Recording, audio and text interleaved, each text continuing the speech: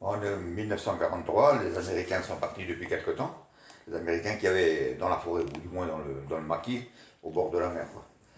Et un jour, il arrive d'autres Américains, avec des chars, avec des machins, des trucs, avec des GMC, comme des Américains, quoi. Du matériel Du américain. matériel. Nous, on les croyait que c'était des Américains. Et après, on se dit, merde, il y a des Américains qui parlent français. Alors, non seulement ils parlaient français, mais c'était des pieds noirs pour se marcher.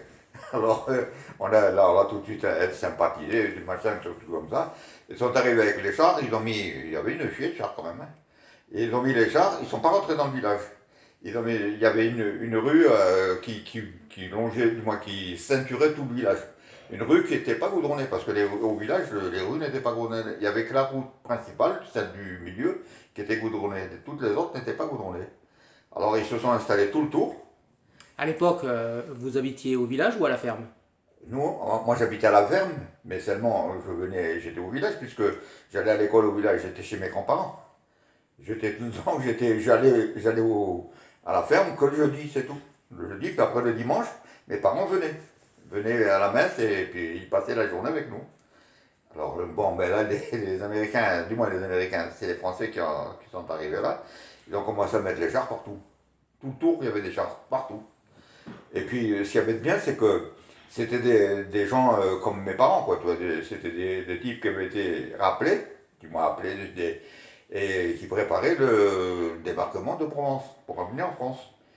Et les types, ils avaient tous des gosses comme nous, quoi.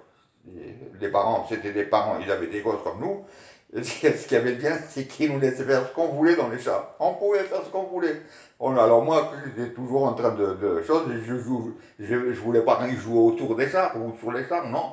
J'ouvrais la tourelle, la tourelle, et je descendais dans la tourelle et j'ai touché à tout, les tournais des manivelles, bon, le canon qui se levait, le bouffe, ça tournait, putain, je me régalais, tu vois, c'est vraiment, je me régalais. Puis, alors j'avais remarqué que dans un coin, il y avait, non, c'était au milieu du char, il y avait une espèce de truc comme ça, avec des aiguilles qui tournaient dans tous les sens, tu vois, et puis ça m'intriguait, quoi. Ben bon, ça m'intriguait, j'allais pas le demander à un type d'autant plus que les mecs, tu les voyais pas, hein, ils en avaient rien à foutre, hein, tu pouvais faire ce que tu voulais. Puis, dans le coin, là dans le coin, il y avait un tout petit moteur, là, à chaque fois qu'il le mettait en marche, on le mettait en marche, ça faisait une drôle de bruit, c'était comme une mobilette, mais des machins comme ça. Là, on se dit, eh bien, un gros char comme ça, et ce petit truc là qui tourne comme ça, et après, par la suite, on a appris que c'était un chargeur de batterie. Quand les chars restaient longtemps arrêtés, quoi, ils rechargeaient régulièrement, ils chargeaient les batteries. Et quand il les mettait en marche, quand il mettait en marche les choses, alors il y avait deux types qui tournaient, il y avait une manivelle derrière, ils tournaient comme ça, ils faisaient, après par la suite, 52 tours de manivelle pour faire un tour du moteur. Un tour. C'était des moteurs d'avion, toi. Et il y avait des cylindres, il y avait 9 cylindres en rond comme ça. Et des fois, il y avait un truc qui fuyait ou un truc comme ça, et qui faisait comment on appelle ça déjà. Au fond, il pouvait y avoir de l'huile, tu vois, le dernier cylindre en bas, il pouvait y avoir de l'huile, et si ça coinçait, si c'était avec le démarreur, bon, il tordait les pieds et puis le moteur ne pouvait plus le mettre en marche. Alors il faisait des 52 tours comme ça, et si ça coinçait, il avait un truc en dessous, il enlevait l'huile, quoi, depuis ça. Mais ben, ça, c'est comme tu es resté trop longtemps arrêté, sinon, bon, au lieu d'arriver, il mettait en marche. Alors, comme les avions, tu vois, il n'y avait pas de pot d'échappement. Ça faisait un bruit terrible. Bon, et puis, il y avait, derrière le tuyau d'échappement, là, il y avait une espèce de grille qui se baladait comme ça, une grille comme les trucs persiennes, là, toi, Ouais. les vénitiens, les choses vénitiennes comme ça. Parce que les types, quand au combat, ils couraient derrière les chars. Et s'ils s'approchaient trop des tuyaux d'échappement, ils se boulaient la gueule, toi. Alors ils avaient mis ce truc-là comme ça. Ouais. Alors avec tout ça, on passait notre temps à déconner, à jouer. Puis bon, ben, contrairement aux Américains, quoi, eux, ils étaient sages, quoi. Ils n'allaient pas scanner la gueule au bistrot ni rien du tout, parce que les Américains, quand ils venaient, ils scannaient la gueule au bistrot, là, puis ce qui me choquait, c'est que la military police, comme on disait avant, là, ils avaient les MP sur le casque, là, ils venaient, ils faisaient le tour des bistrots, bon, il y avait deux bistrots, toi.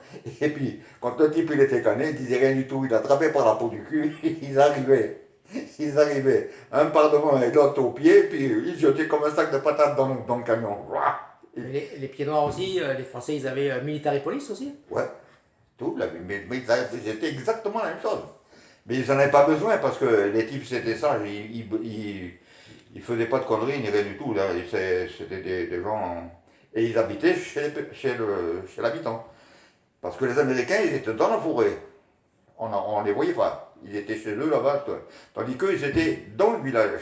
Tu vois. Mais les pieds noirs, ils faisaient quoi? Ils préparaient le débarquement de Provence, c'est ça? Et c'est ça, ils préparaient le débarquement de Provence. Alors, des fois, ils préparaient leur char, quoi. Alors, ils avaient des espèces de chaudrons plein comme de la confiture, là. Alors, on disait, qu'est-ce que c'est que ce truc-là? Ils prenaient des grosses poignées de ce truc-là.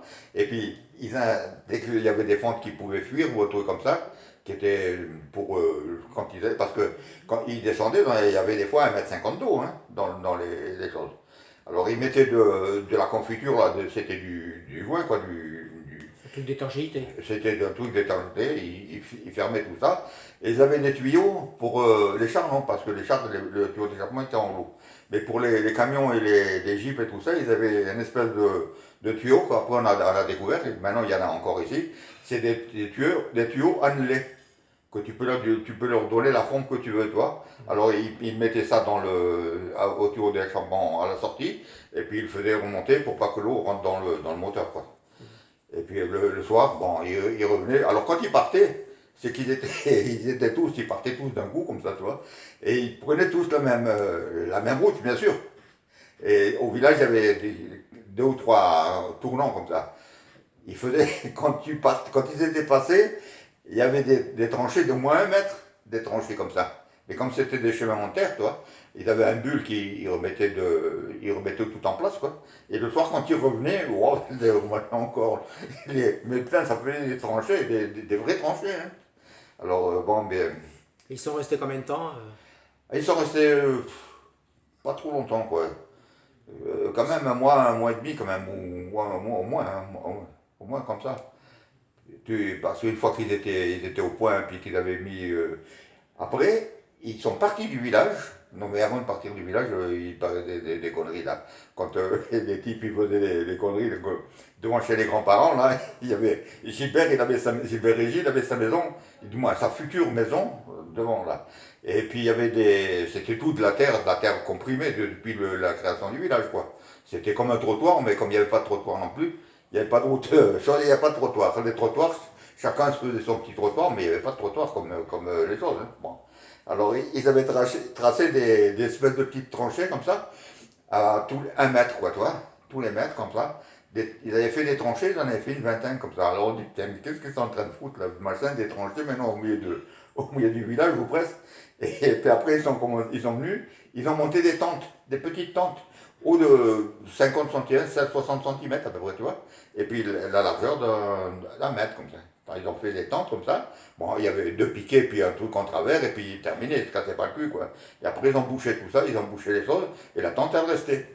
Mais cette tente-là, nous on disait, qu'est-ce qu'ils font, cette tente-là? C'est que quand les types, ils déconnaient, il y en avait qui faisaient des conneries ou un truc comme ça, ils les foutaient en tôle là-dedans, parce qu'il n'y avait pas de tôle, toi. Ils les mettaient là-dedans, on appelait ça les tombeaux.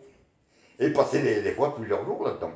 Bah, comme des chiens, quoi, ce machin comme ça. Ils venaient leur donner à bouffer, et puis bon, nous on était, pas nous, parce que nous les gosses on envoyé ça, on s'amusait, mais et les grandes personnes, les femmes, tout elles étaient offusquées de voir les mecs couchés comme ça, plat ventre, sur le dos, dans le. Ils crevaient de chaud. Hein? Ils crevaient de Elles chaud. crevaient chaud et tout, hein. Même là, il avait plu. Il avait plu et bon, quand il pleuvait encore ça va, mais la chaleur c'est plus terrible, quoi, parce que pleuvait, bon, on dirait qu'il faisait pas trop froid, quoi. Et puis, bon, ben. Et puis, je crois que. Après, bon, donc ils sont partis, et puis vous les avez plus revus. Ah non, après, quand ils sont partis, c'est terminé. Parce que, justement, c'est ça. Ils sont venus faire comment on appelle, des simulations de débarquement. Mais ils étaient pas encore formés pour faire des équipages. Parce qu'un char, tu ne mets pas un char, tu ne mets pas 4 mecs dedans. Il faut qu'ils s'entendent bien. Pas, il y a le tireur qui a un truc précis. Les deux pilotes, là, ils sont précis. Tout le monde, il y a le radeau chargeur à côté. Lui, il sort. Lui, il met les obus dans le canon. Et puis, il y a le chef de char, il est assis dehors, lui. Il est assis dehors. Il n'y a que quand ça cogne qui rentre. Sinon, il est dehors, lui. D'ailleurs, c'est le seul qui est dehors. Puis les deux conducteurs, ils voient parce qu'ils ont la tête qui dépasse comme ça. Mais quand ça chauffe aussi, ils rentrent et puis il y a des périscopes. Tu vois, ils Ouais. regardent, il n'y a rien qui dépasse, quoi. Bon. Mais là, ils faisaient. Après, ils sont partis, mais d'après ce que j'ai compris, le débarquement, c'est pas fait tout de suite. Donc, ils ont été créés les équipages, quoi. Faire des gens, les mettre au courant, parce que l'équipage, c'est tout. Donc, s'il faut être vraiment. Au Comment on point, appelle ça? au point. Il faut bien se comprendre, bien se connaître. Il faut bien se connaître. Bon, c'est pour ça que les Israéliens contre les Arabes, parce que les Israéliens, qu'est-ce que tu veux? Parce que le tireur, comme j'ai fait l'armée, après j'étais tireur, il faut qu'il calcule tout. Parce que tu vois, le char, du moins, l'objectif, il est à quelques kilomètres, mais tu connais. En principe, tu connais les choses. Tu sais qu'un char ennemi, il fait tant de mètres, quoi, il fait 5 mètres comme ça. Alors si tu le vois dans ta lunette réticulée, avec des choses là, tu vois, il fait 3-4 centimètres, tu dis, bon, il est à 1 kilomètre, ou un Ouais. truc comme ça. Tu vois. Bon, c'est le truc classique, quoi. Alors c'est toi qui as juste sentir, parce qu'il faut, voilà. Alors, bon, d'après ce que j'ai compris, c'est ce qu'on peut faire. Avant de partir tous, ils ont tous embarqué, puis ils sont partis. Là, on n'a plus, c'était terminé. Au village, il n'y avait plus personne. Il n'y avait que les vieux, puis les jeunes, puis les gosses, quoi. Alors, c'est à partir de ce moment-là que les vieux, les vieux, bon, bah, alors, il y a quelque chose aussi, qui était, quand ici, on nous a critiqué quand, oui, oui, chanter Maréchal, nous voilà, même les juifs, ils chantaient Madrid, on ne savait pas ce qui se passait en France avec les dénonciations, avec les juifs qui avaient été, tout ça, on ne savait pas. Parce que les juifs, ils étaient avec nous, ils chantaient Maréchal, voilà, et puis tout, ils sont juifs. Parce au village, il y avait des juifs, et ils sont partis comme tout le monde. Hein. Il n'y avait pas dit, toi tu es juif ou toi tu es arabe ou un truc comme ça, mais les arabes, Donc il n'y avait pas de rafle. il n'y avait pas de race. Et De puis, rafle, de rafle. non, non, mais tu parles même pas de race. Tu te rends compte, les gens là-bas chez nous, ils étaient. On n'a pas connu ça. Hein. Nous, chez nous, bon, il y avait la seule chose qu'il y a, c'est qu'il y avait des restrictions, parce que tout ce qui était fabriqué, c'était fabriqué en France. Le chocolat, par exemple, il était fabriqué en France. Les vêtements, tout ça, c'était tout fabriqué en France. Les souliers, alors, bon, mais tout ça, on n'avait pas. Mais nous, on avait mieux, parce que c'était un cousin à ma mère, c'était un démerdard. Hein. Il faisait avec les pneus. Il faisait les souliers pour tout le village. Il était dans une espèce de remise là qui appartenait à Gilbert Moon, tu vois. Et tout le tour, parce qu'il faisait, et tu te mettais par terre là, il te traçait ta godasse, L'empreinte du du pied, pied, tu ouais. vois, et puis avec ton nom. Alors il était avec un clou, tout le village, il était accroché comme ça. Même des gosses, hein, des petits, ils avaient des planches. Alors avec le truc de roulement, c'était la semelle, et puis les flancs, parce que les flancs à l'époque, Le truc de roulement, c'est quoi? hein, Le truc de roulement, c'est quoi? la bande de roulement, où il y a où il y a les dessins. Ouais. Il y a des dessins, des trucs comme ça. Alors, il y avait Michelin, il y avait tous les pneus qu'il y avait à l'époque, quoi. Tu vois. Et les bords, les flancs, il n'y avait pas d'acier comme maintenant. Maintenant, c'est tout d'acier, donc il n'y avait rien pu faire. Là, c'était tout du textile, quoi. Alors, avec ça, ils faisaient les lanières. Ouais, il faisait des lanières, et le tour là, qui va sur la jante, c'est du fer, mais du fer de l'acier d'accord d'Arpiano, hein, dur. Alors il enlevait ça, et avec ça il faisait des agrafes. Tu vois. Avec une pince et un couteau, une pince, un couteau, un marteau, il faisait pour tout le village. Tu arrivais, il fallait qu'il soit doué, et puis attends, ça te faisait pas mal. Hein. Tu marchais, impeccable, quoi. Là, c'est des trucs, bon, dommage que ça avait été comme maintenant, on en aurait gardé au moins une paire. Là, on n'avait rien à foutre, enfin, une fois qu'il y a eu des chaussures, tu m'as compris. Et Parce que il avait des modèles différents ou c'était toujours le même modèle? ben, c'était des lanières. Il y avait le chose, il avait toujours. Il n'allait pas faire du machin, du Dior ou un truc comme ça. Hein. Il y avait des machins avec des. 3 ou 4 lanières, un truc comme ça, et puis le truc derrière et tout ça. C'était Et ça tombait pas du pied, hein, c'était impeccable. Quoi. C'était des sandales. C'était des sandales, ouais, ben, pas des souliers bien sûr, parce que les souliers, bon, mais c'est faisait des sandales. Mais des sandales qui, pour nous, c'était impeccable, quoi. Hein. Sauf à la messe, qui n'allait pas à la messe avec ça. Parce que, bon, certains qui allaient à la messe, mais moi je me rappelle, à la messe, on avait des souliers. On avait des souliers, et devant l'église, il y avait une grande place bétonnée, tu vois, une grande place bétonnée. Et alors, ce qui est marrant, parce que cette place-là, avant de rentrer à la messe, on allait jouer au foot. Tu te rends compte? Alors là, tu enlevais des souliers pour pas les casser. Et tu jouais pieds nus. Putain. Alors c'était ça, c'était vachement marrant. Si tu vois ça maintenant, si tu fais ça, oui, tu as vu les pauvres arabes comme ils étaient, ben, on était comme ça. Et puis avec un chiffon et un caillou au milieu pour qu'il soit à l'alourdir un peu, et de la ficelle, et puis on joue au foot. Bon.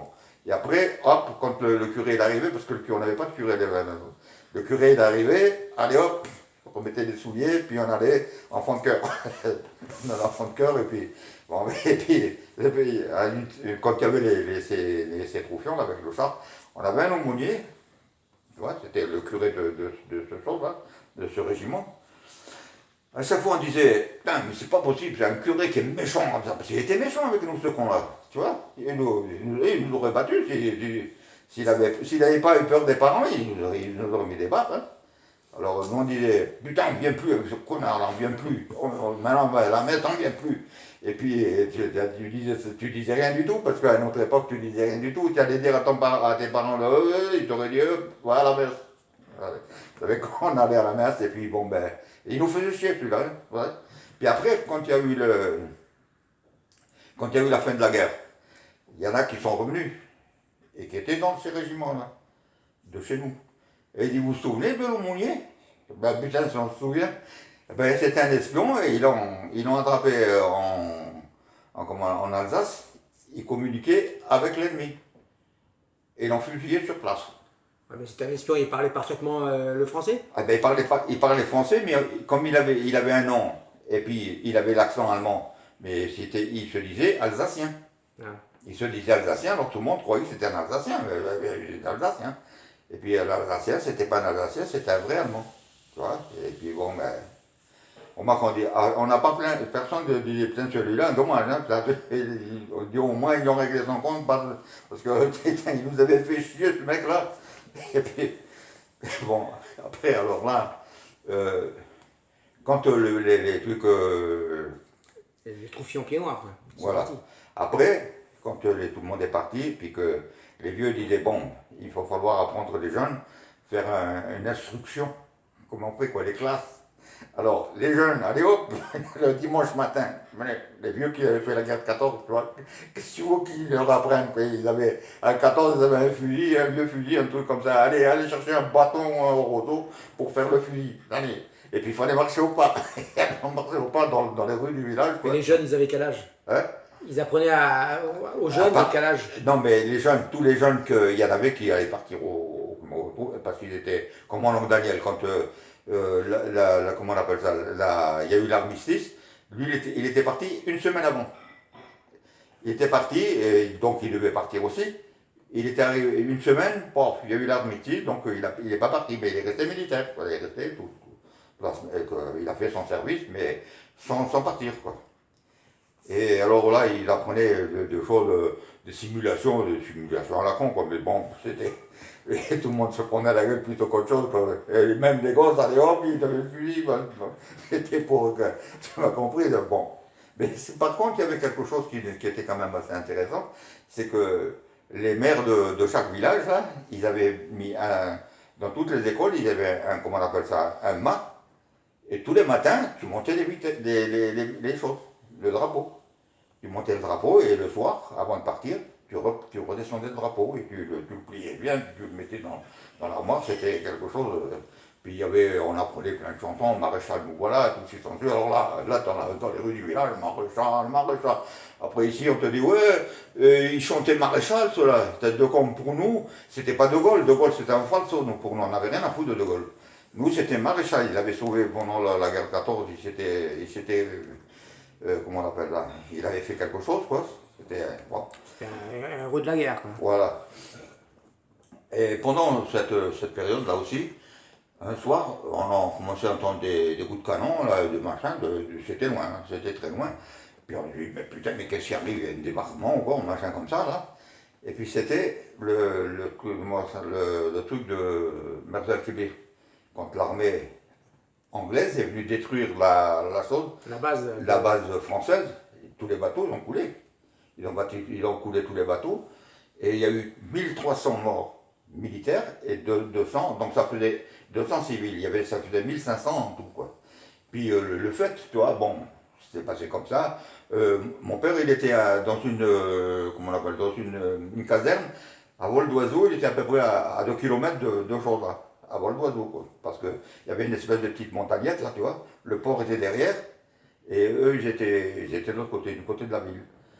Et quand on est arrivé en France, on est arrivé à Argelès, et puis il y a un vieux qui s'appelait Monsieur Garrigue. Il me dit, ah, vous êtes d'Oran, donc vous connaissez Merzal Kibir. Ah, je connais Merzal Kibir, bien sûr je connais Merzal Kibir. Eh bien il me dit, j'y étais moi quand ils ont fait sortir, quand ils ont cassé on a été attaqué de choses là, on a été attaqué par les Anglais. Il dit, bon, on a mal pris. Et puis, il n'y en a plus un qui est resté dans l'armée française, ils ont tous comment on appelle, déserté.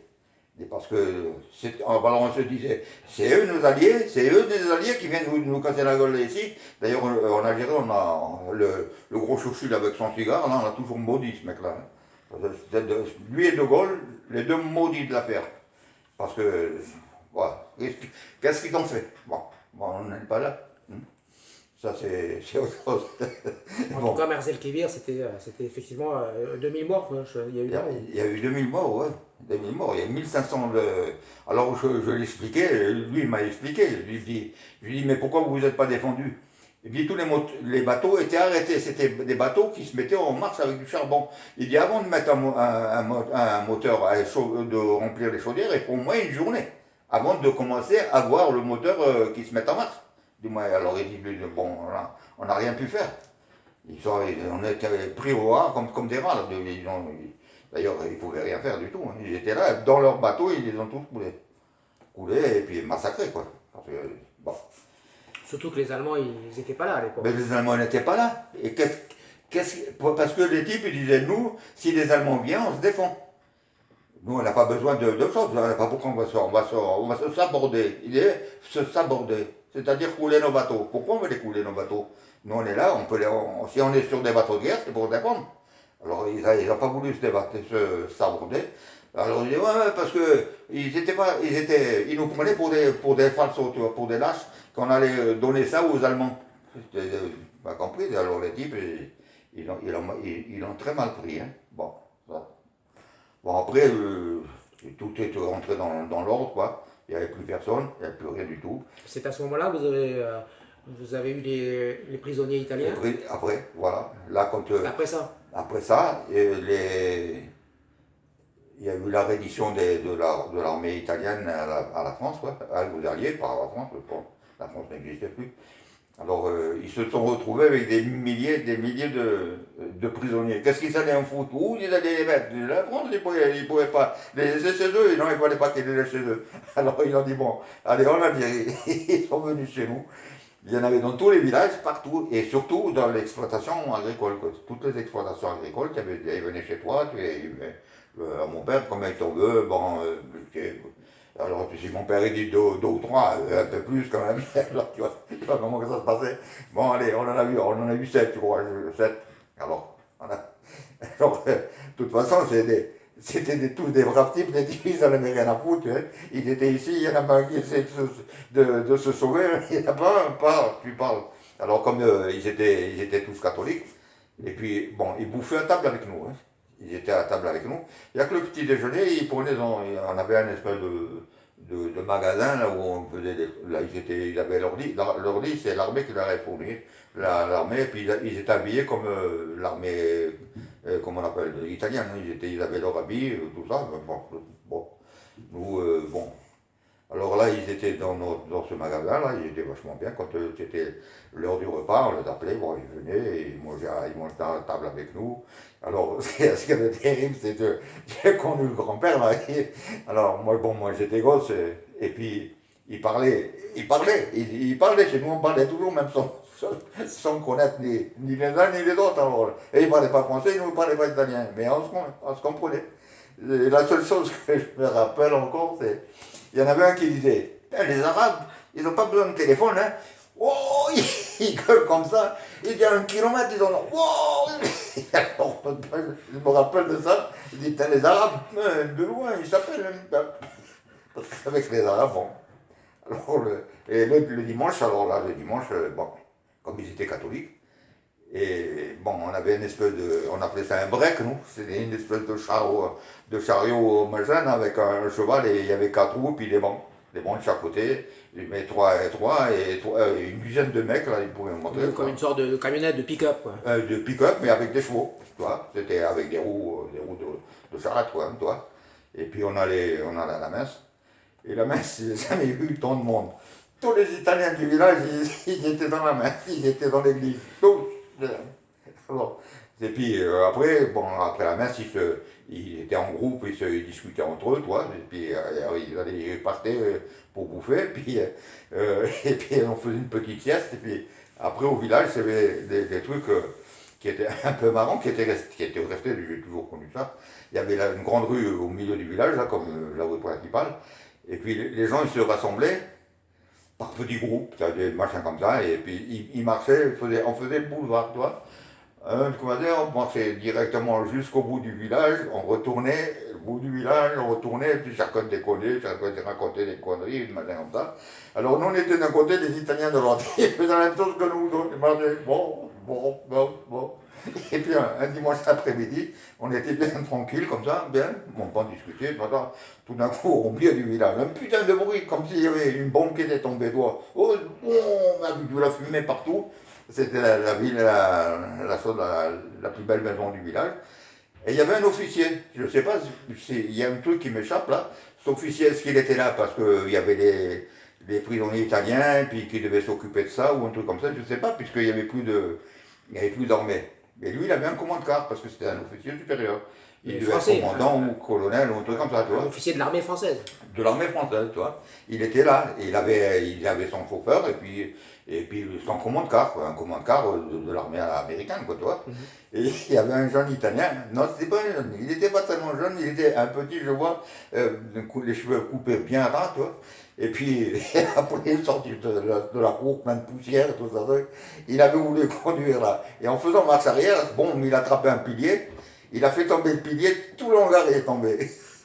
Tout le hangar, moins 25 mètres ou 30 mètres, hein. Bon, tout par terre, parce que le pilier d'un côté, bah, tout a suivi, toi, tout par terre. Alors, et puis, bon, qu'est-ce que tu veux lui faire, le mec là, il a cassé ça, c'est tout, quoi.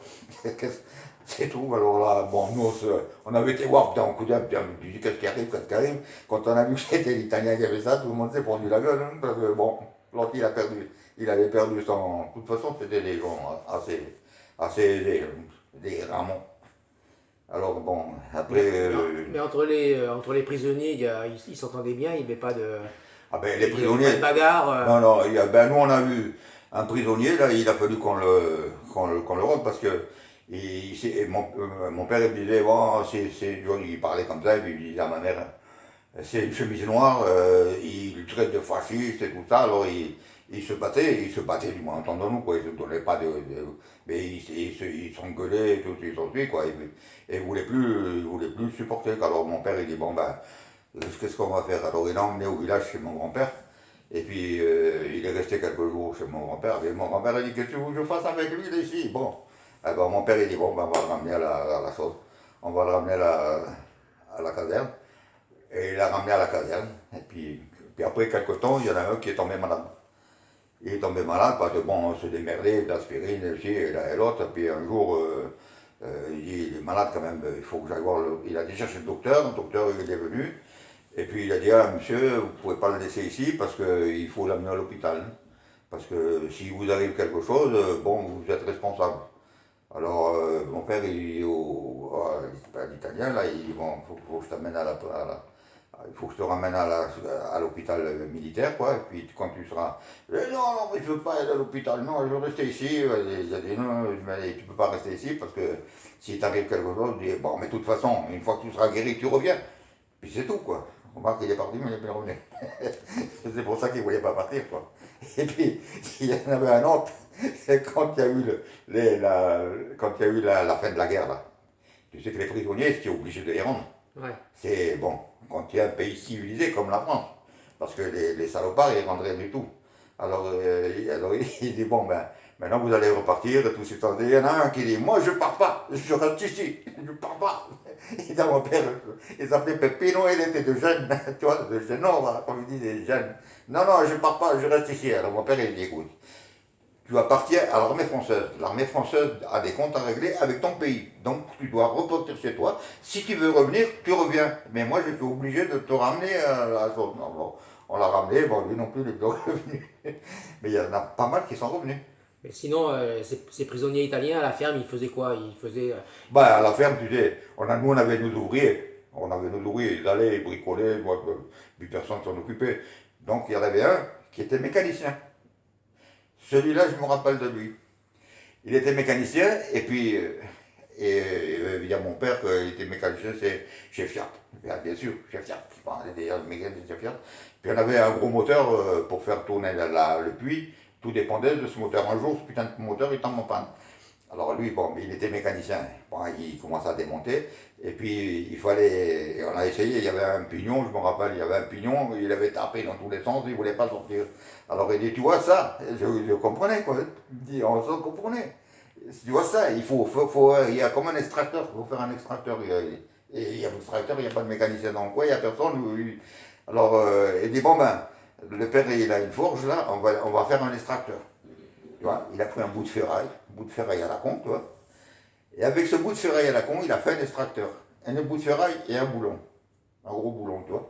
Il s'est démerdé à faire un trou avec n'importe quoi, tu vois, il a fait un trou, parce que la ferraille, il la faisait rougir, parce qu'on avait une forge, quoi, tu vois.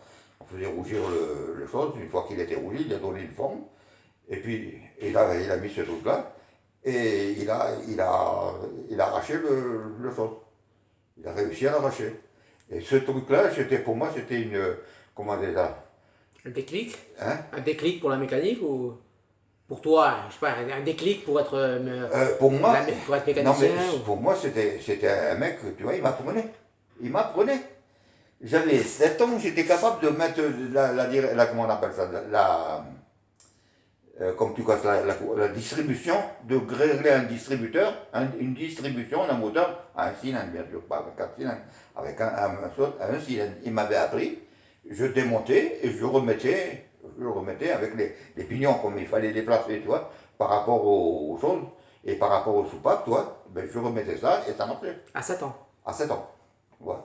J'étais toujours avec lui. Bon, tu m'as compris.